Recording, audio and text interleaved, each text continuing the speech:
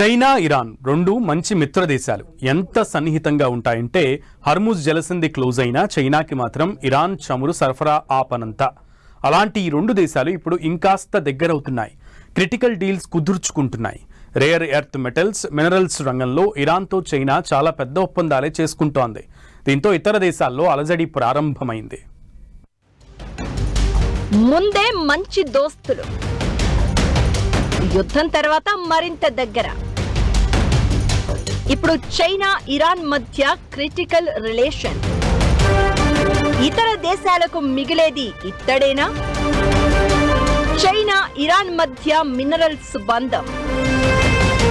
ప్రపంచ దేశాల రక్షణ వ్యవస్థలకు ఇబ్బంది. ఏదిలా ఉన్నా ఎవరెటు పోయినా చైనా దారి చైనాదే.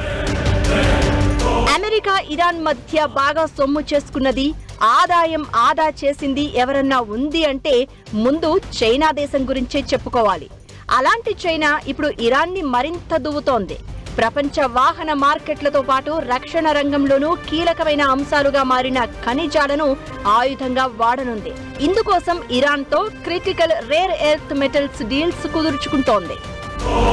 మధ్యప్రాచ్యంలో నెలకొన్న యుద్ధ వాతావరణం నేపథ్యంలో చైనా, ఇరాన్ దేశాలు తమ వ్యూహాత్మక సంబంధాలను, ముఖ్యంగా అరుదైన ఖనిజాలు రంగంలో సహకారాన్ని వేగంగా విస్తరిస్తున్నాయి.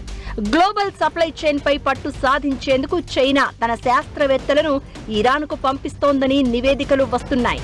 ఇది ఆ రెండు దేశాలకు సంబంధించిన అంశమే అయినా గ్లోబలైజేషన్ నేపథ్యంలో చైనా తన డామినేషన్ కొనసాగించేందుకే ఇలా వ్యూహం పన్నిందనే టాక్ నడుస్తోంది.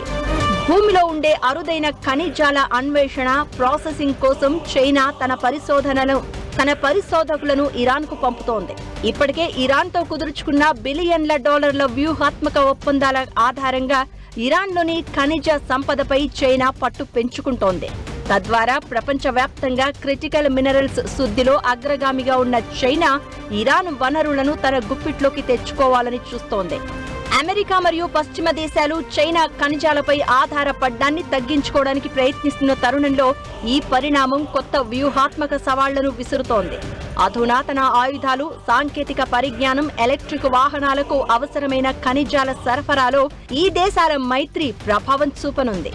యుద్ధానికి ముందు, యుద్ధ సమయంలోనూ రోజుకు 5 మిలియన్ బ్యారెళ్ల చమురు కొనుగోళ్ల ద్వారా ఇరాన్కు కావలసినంత ఆదాయం సమకూర్చిన చైనా అదే చమురును రీఫైన్ చేసి ఇతర దేశాలకు విక్రయించి బాగా సొమ్ము చేసుకుంది.